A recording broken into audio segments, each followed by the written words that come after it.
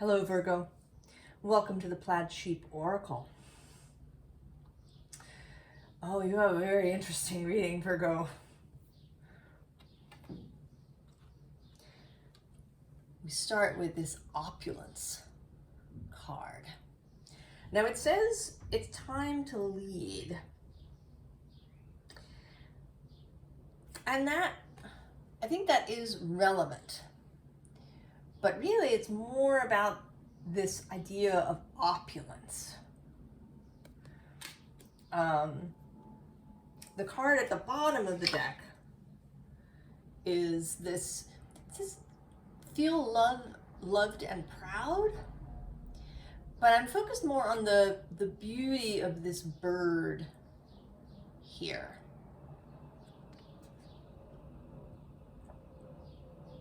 And of the tendrils of whatever they are that surround the bird.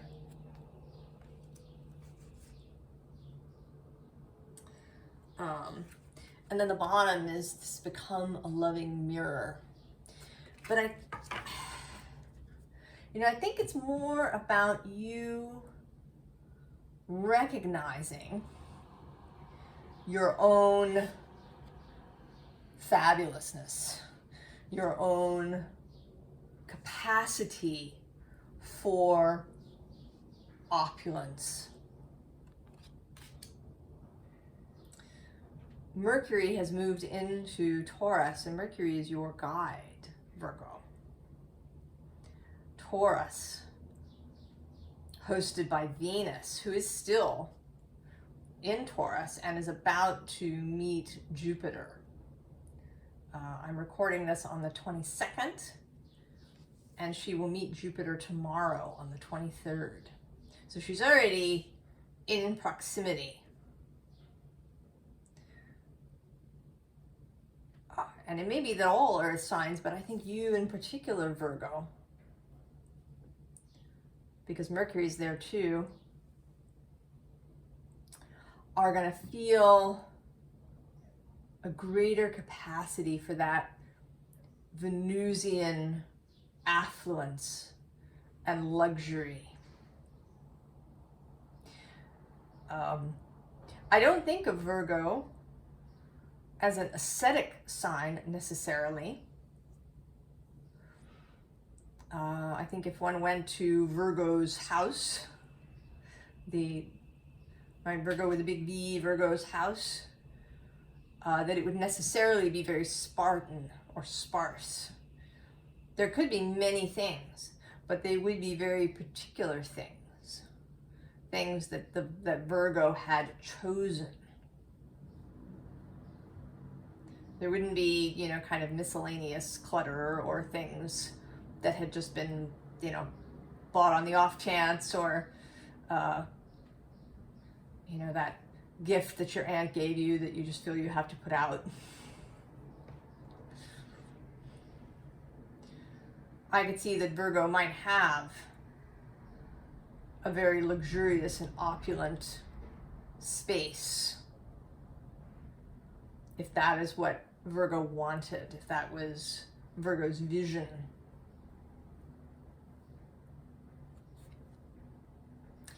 We start here with this Ten of Swords. It says despair, but I was struck today particularly by the fact that none of these swords actually seems to be piercing her body.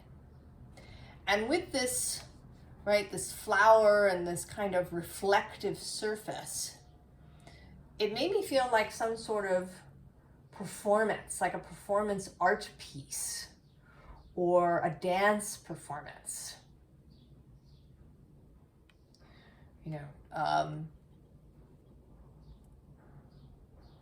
That there was something on stage about this. That there was there's a sense of drama too. And this, even though Temperance is sitting below. And this is Temperance' first appearance. I'm going to spoil by saying Temperance appears 3 times. But the 3 times, this is the most sort of temperance-like with this, you know, she appears to be weighing up these two containers. But then right below temperance is this Princess of Cups, right? It's not so much that you're finding balance, which is often something we hear with temperance. Although if you've been watching the recent readings, you know I've gone off the word balance. But here it's like she's choosing, right? She's weighing up which of these vessels to keep. And then she's chosen one. And then right below that actually is this Page of Wands with exploration. And then this Ace of Pentacles of wealth. And then this 9 of culmination. And then I'm actually going to go one more, a third princess, and manifestation.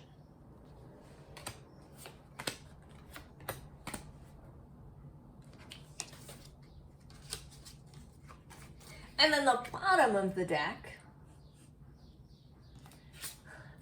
is generosity.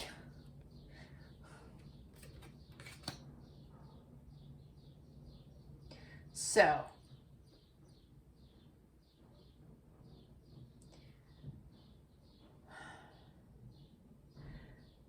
there's a sense that you're opening your gates to greater experience. We have this Queen of Wands, who one might think of as a fairly controlled individual, who really knows her own mind. But I think that maybe it's a mistake to associate intellectuality with a lack of passion or a lack of luxury and opulence and affluence, both monetarily, but also in just an approach to life.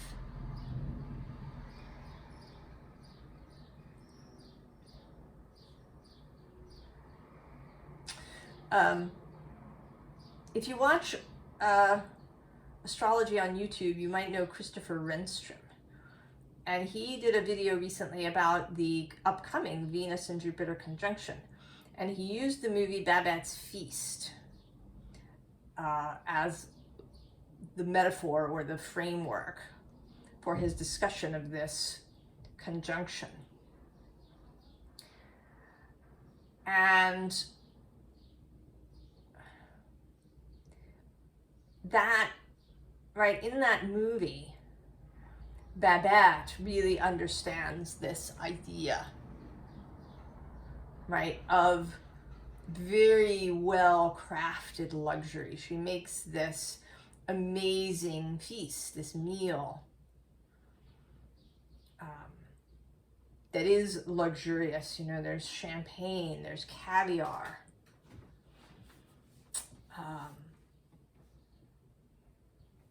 But it's about,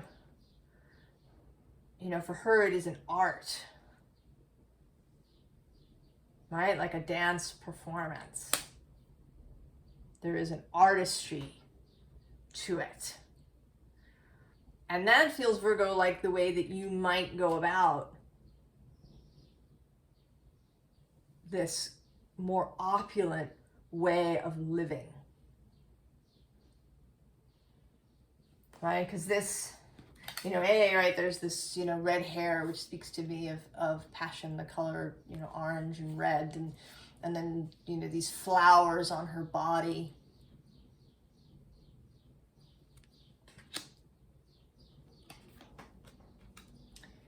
And then we have these sticks, these wands, this burden,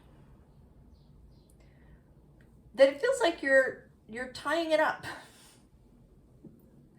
You're tying up all of these things that may have burdened you or may have cluttered your existence. Ideas, tasks, commitments that maybe you didn't really want. You've tied them up, and then here you are as strength. You're really, right? You're really appreciating this work that you've done. Right? And this, right, this kind of takes us back to this feel loved and proud.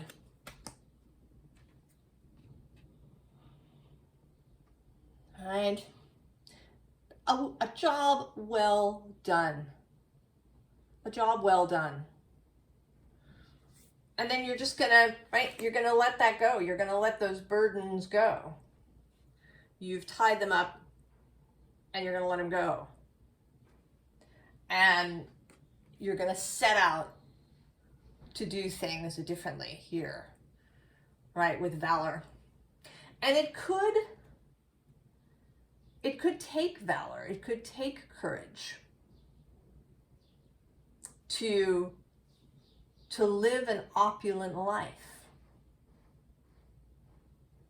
You know, and that doesn't, right, this doesn't necessarily mean that you're, you know, that you spend $1,000 on a t-shirt, right? That's like, that's a conspicuous, you know, look what I have kind of thing. It isn't really opulence. It isn't really luxury, right? Opulence and luxury and affluence and abundance, all of these things, you should feel that in your body.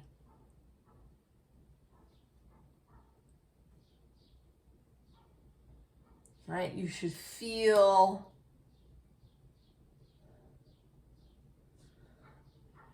it should feel really good.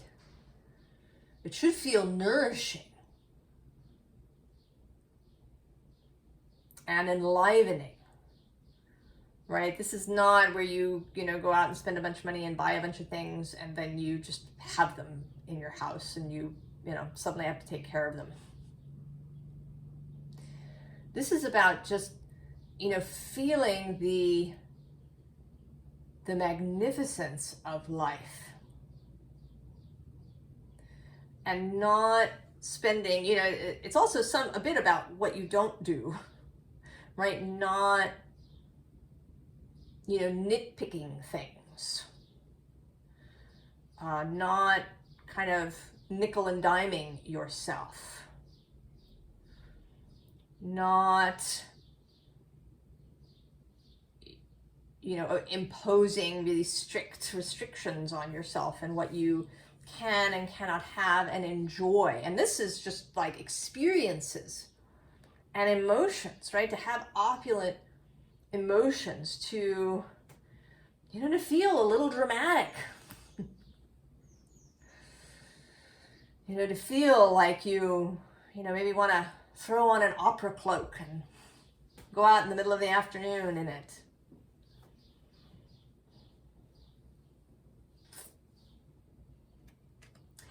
The next card is prosperity. Yeah. Prosperity. Card says, the frequency of prosperity supports our feeling of well-being by allowing the inclusion of everything that makes our body, mind, heart, soul, and spirit sing. It invites us to express ourselves in joy and celebration of the abundance and riches that the universe provides. I actually didn't read that before, but it's saying, right, this is exactly it. And the bottom of the deck says magic. The frequency of magic supports our intrinsic ability to grow and expand beyond this moment, to move toward possibilities and expressions that are as grand and profound as we can imagine.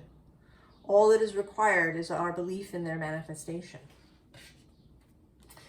Now then, below the prosperity, we have this Merkaba. And actually well, and then below that we have authority, right? Personal authority, our willingness to take authority over our own life and say, yes, this is what I want.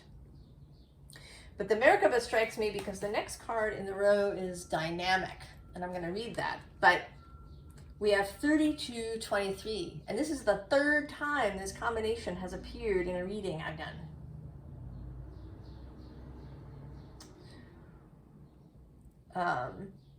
Pisces, I think, and the collective reading I did yesterday that's going to come out tomorrow,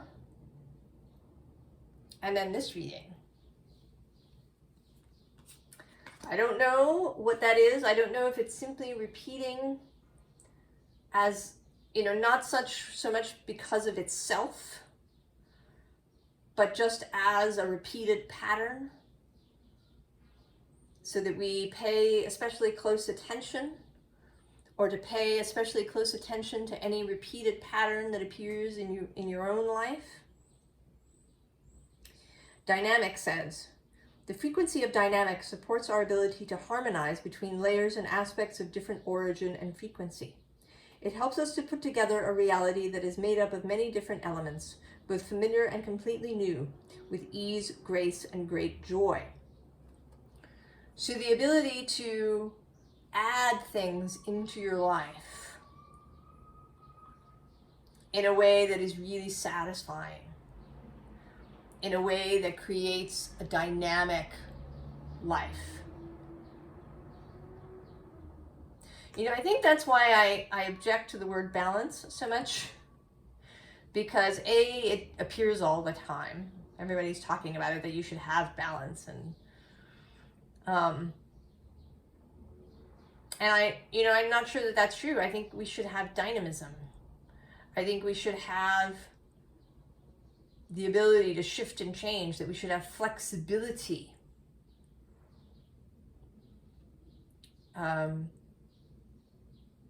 That, you know, we should have good relationships. That's kind of what balance feels like to me, having a good relationship, so that I can shift and move and change in response to things with ease. Whereas the word balance feels a little static to me.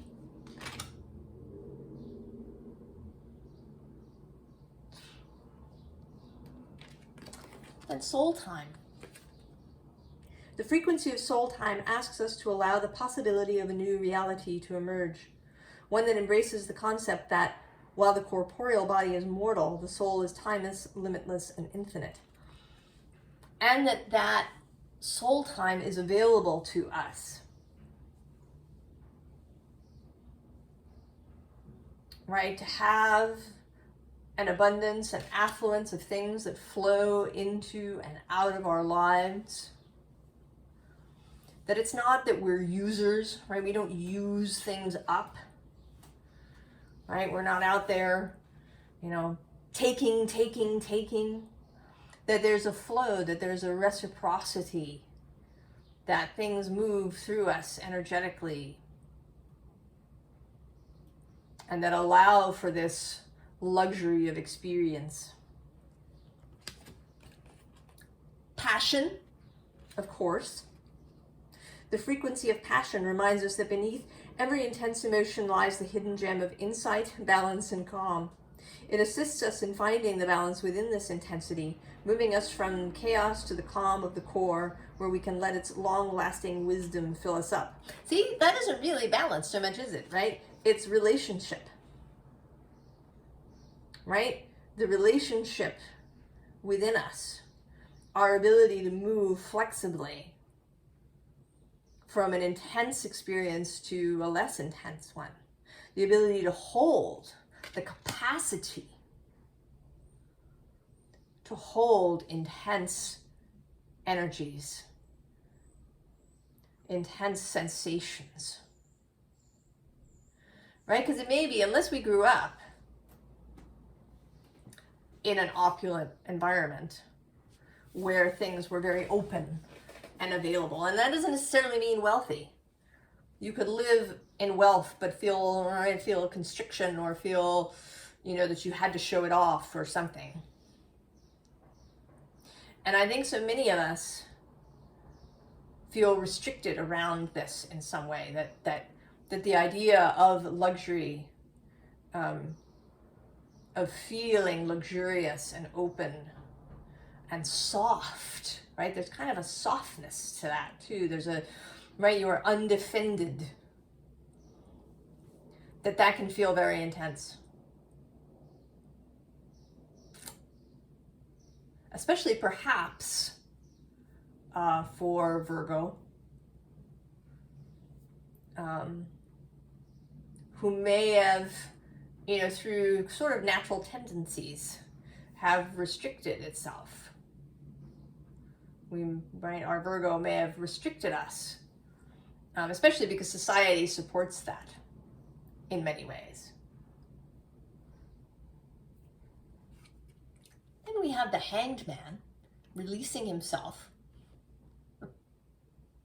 from this snare, ready to go, learning, right? Learning that he can release himself from the snare. And interestingly, there you are at the bottom of the deck, Virgo. And I feel like you are observing this. Maybe you've seen somebody else do it. Maybe recently you have witnessed someone who has released themselves from previous restrictions. And you're like, oh, well, if that person could do it, then so could I. It's also a note that in this collective series I've been doing, these two came out together. So I don't know if maybe there is something in that to watch if you've come to this reading, perhaps. Below the Hangman is the King of Wands.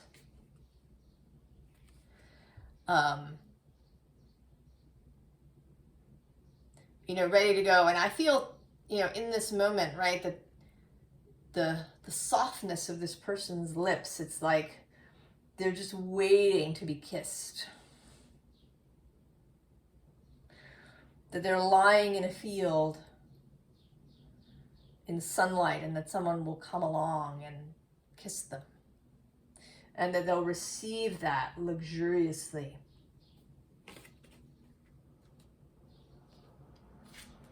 Then the Nine of Cups, overflowing. Just filled with flowers. And also with this snake that has a sensual, sexual quality to it.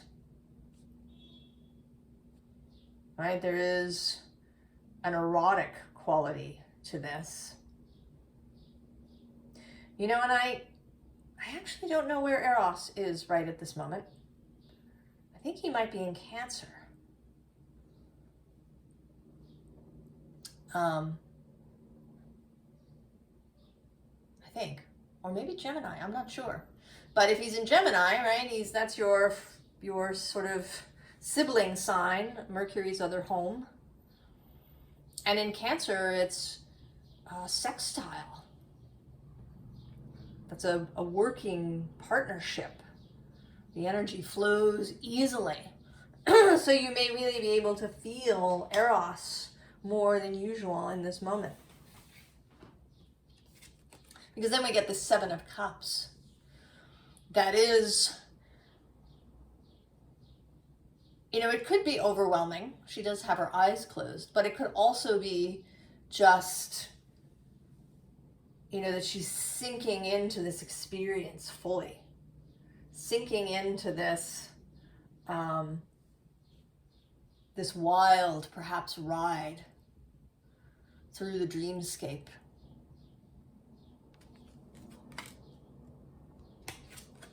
And then the Queen of Wands. Certainly the most sensual queen in the deck. I think even more than the Queen of Pentacles. Certainly the most erotic. The Queen of Wands. And here, immersed in the consciousness dreamscape, in the everyone.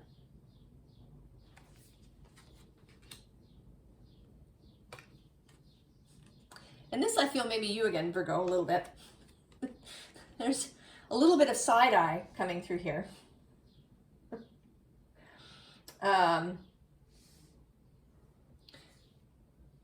That, you know, maybe you've been standing vigil, you've been holding, you know, a space that you designated for yourself.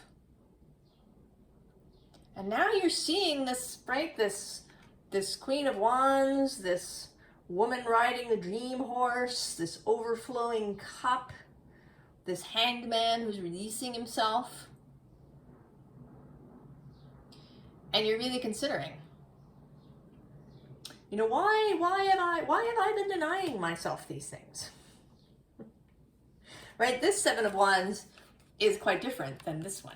Right? This idea, this is a very open, right, valorous, bright. You know, this is a little more worried. And so perhaps you have witnessed this happening in other people. And maybe it's somebody that you really respect or admire, someone who you feel has real integrity, you know, who's not a taker, not a user, right? Not profligate, but who is allowing themselves to have an opulent life.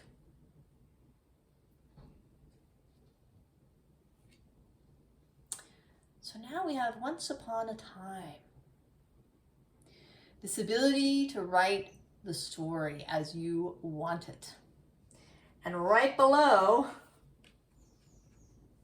the creatrix. The ability, the capability, the skills, the desire to create what you want in your life. The bottom of the deck have, first of all, the Seven of Swords. And I think here this is you getting ready to drop all these swords that maybe have been sharp in your mind, restrictive in your mind. You're just going to drop them all. Because right below that we have imagine. And this is a beautiful imagine, because we can also imagine terrible things.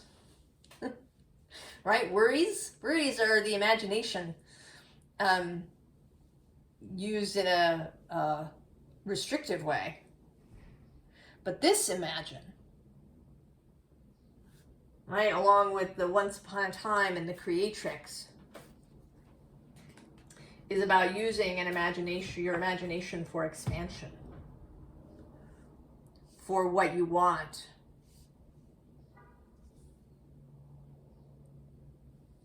And to be an example. Virgo has, right, there is a teaching little bit of element to Virgo. Certainly there's a sense of service, of wanting to be of service. And so to be an example of what one might call, right, opulence with integrity. Right? There is this element of leadership. It's time to lead.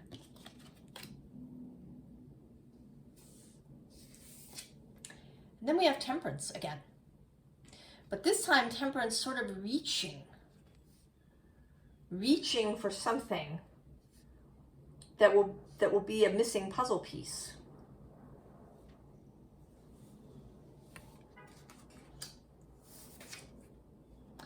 And then the sea spirit, a whole lightning, just a lightning. You know, that might be the best thing of all. That if you take this path, if you take this idea of opulent living, that it will just feel lighter, right? That this releasing of these burdens that you've been carrying around some of the mental burdens, excess responsibilities, feelings, you know, that you're responsible for other people's mistakes or wrongdoings somehow. Feeling that you have to fix it all, perhaps. That just that part will be the best. And then here with the Watchers, I actually feel like this is you rejoining something, right? This is you, and you've put on your red dress, your passionate silk dress.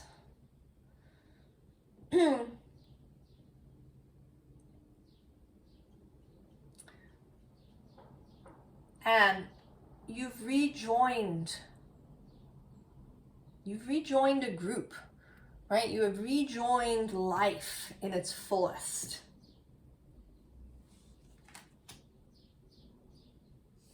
Because that, certainly there is that hermit energy. And one can, you know, if you isolate yourself, it is possible, right? You start dropping things, right? You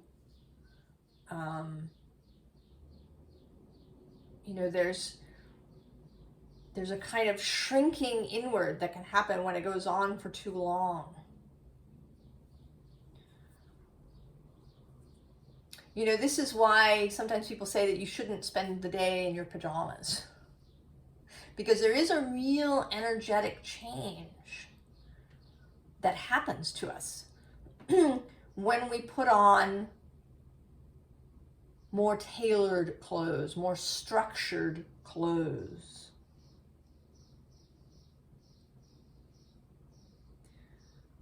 There is something, right? There's a quickening, there's an enlivening that happens.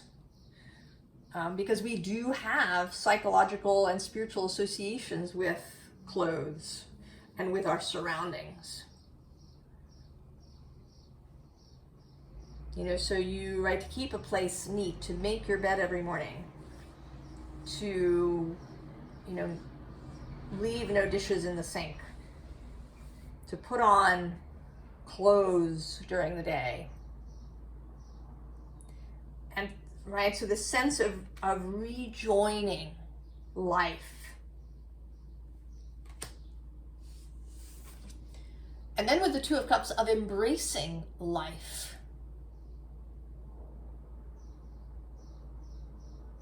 You know, that is also what this is. There's an embracing of life, right? An embracing of energy, of viriditas, of life force, right? I feel like he, you know, here rising out of the earth as he is like an animated, living representative of the life force that you are embracing again. And then the King of Swords, real, you know, an increased clarity, an increased authority. You know, and here he is in his suit. I am a reader of period literature and a watcher, you know, of period things.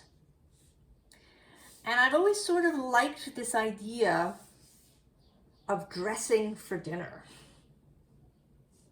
Now, not necessarily that you would need, you know, to wear your, you know, fanciest clothes, right? And that you would need to have a different outfit for every dinner. But as a difference from, you know, maybe eating dinner in your sweatpants or, you know, what is it? Is it in Bridget Jones' Diaries or somewhere where she's eating dinner over the sink? Right, that you just eat dinner over the sink, so there's really nothing to clean up. You know, you don't set the table, you don't do any of these things. And while I appreciate that I can go out to the store in my sweatpants and I don't need to get dressed and, you know, put on makeup and do these things to go out, I think that there is a bit of a loss when we kind of lost formality. I think it went too far. And we went too far kind of into the casual, relaxed thing. That there's a real value in, you know, dressing up to go to the theater, or, you know, dressing for dinner, of, you know, setting the table before you have dinner. Even, you know, even if it's just you setting the table, you know, maybe putting out a candle, using a wine glass for your wine rather than, you know, a water glass. You know, having cloth napkins rather than tearing off a sheet of paper towel. That these things matter. And I think you really know that, Virgo. Right? Your combination of air and earth, of intellect and body. You really know that how we think about things, that these daily actions, these things that we do in our day have more than just a mundane meaning. They mean something to us personally. In our minds, they're symbolic to us, but they also have energetic value. Even beyond that, there is actual magic in it. Just as there is magic in how we speak, right? That we choose language that is uplifting and opening and that is specific, that's exactly what we mean. You know, that we don't just insert a filler or a swear word every several words because we don't, right? That's a lazy way of speaking, of expressing.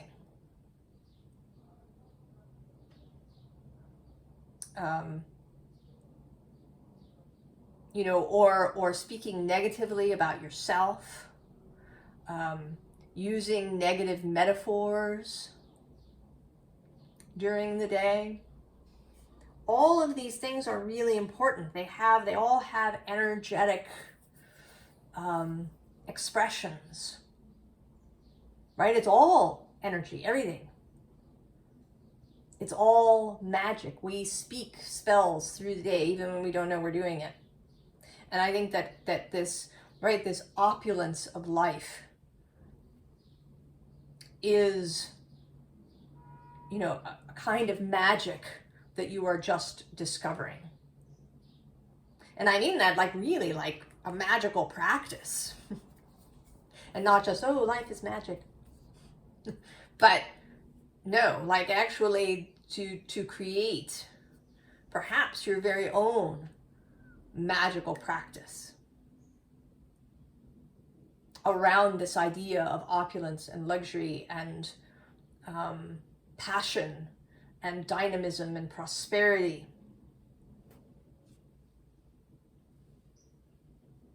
Advice, formally.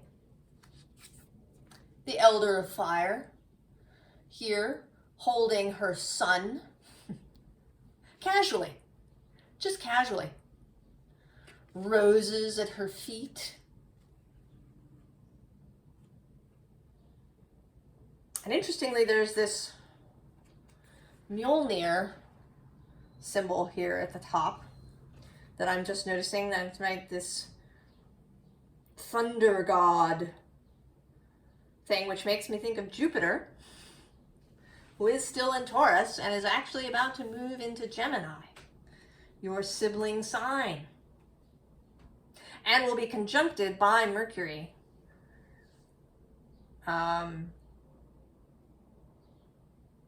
soon after that. I don't remember the exact day. I want to say that it may be like somewhere between June 1st and 4th, somewhere. Because I think that Mercury conjuncts Uranus on May 31st. Anyway, right, that there's this thunderous idea, this, right, her throne is a flame. She sits in the flames, right? She has the capacity to hold all of this intense experience. Right below her, Temperance, showing up again, this time. Right, it's like Temperance is like doing some sort of water magic here. It's a little hard to tell what's even going on, right? It seems like like controlling the rain, right? That this rain is being controlled and coming down through the back there. And then there's also seems to be some, I don't know, there's a little bit of lightning going on and things happening. This is like magical Temperance. Temperance who has mastery of the elemental realm. Almost a magician kind of Temperance. Now, and actually right below that I'm seeing now is Death and transformation. And then this Eight of Earth filled with flowers and bees and nectar and all of this goodness going on. Oh, and then there's Strength again with this powerful dragon. And actually I'm going to go one more, the Ten of Wands. Dropping all of these flaming wands.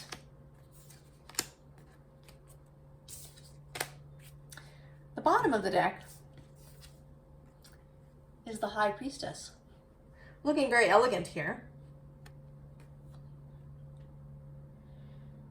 Right, wearing kind of a fabulous gown. It seems to be lined with gold silk. She has this flaming wand. I'm feeling actually a kind of fairy godmother feeling from her. Like, suddenly she appeared right in your kitchen or your backyard. And she's actually not so much there to grant your wishes as she is to teach you how to grant your own. And maybe you become this fairy godmother.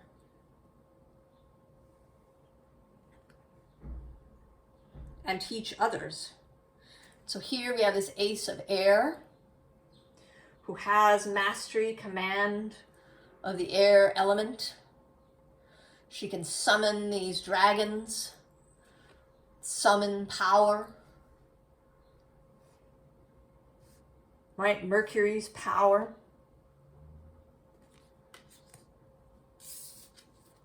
And then this Four of Water.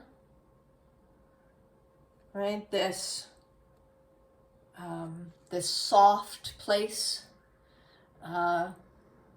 This place filled with flowers. I mentioned this Mirror card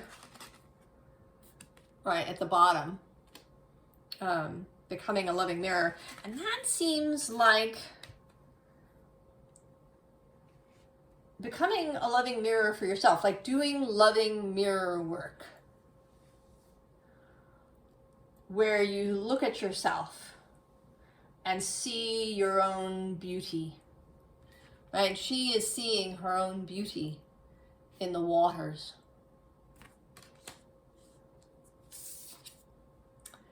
And then the Seven of Water, the Seven of Cups, choosing, right? You make your choice, you choose what is particular to you, what it is that you want, and then you tend that choice.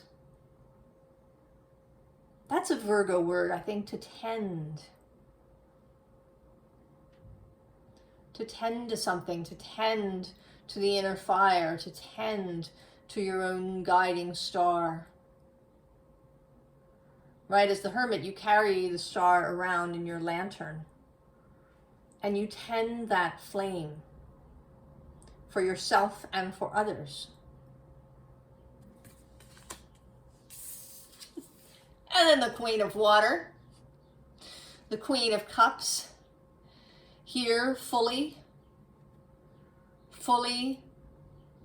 immersed in the waters, fully opulent, fully relaxed, fully generative. You know, the Queen of Earth is often thought of as generative, but you need water for life. The ocean is very generative.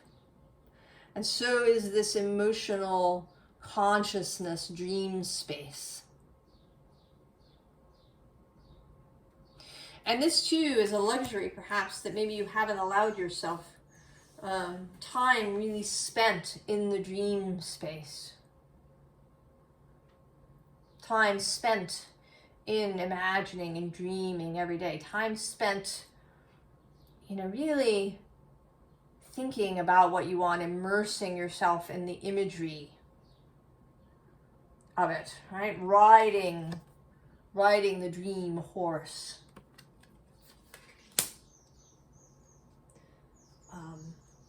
You know, once upon a time,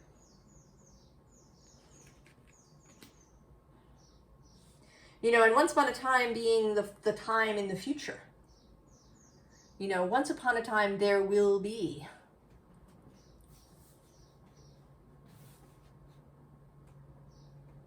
And then using this newfound magic of opulence, of a new way of leading, of really allowing yourself the whole fullness of experience. I'm excited for you, Virgo. I feel like this is sort of it's like a culmination of what you've been doing, of, you know, really opening it out into, you know, just the full experience of your whole self. Unapologetically, unrestrictedly, unreservedly prosperous.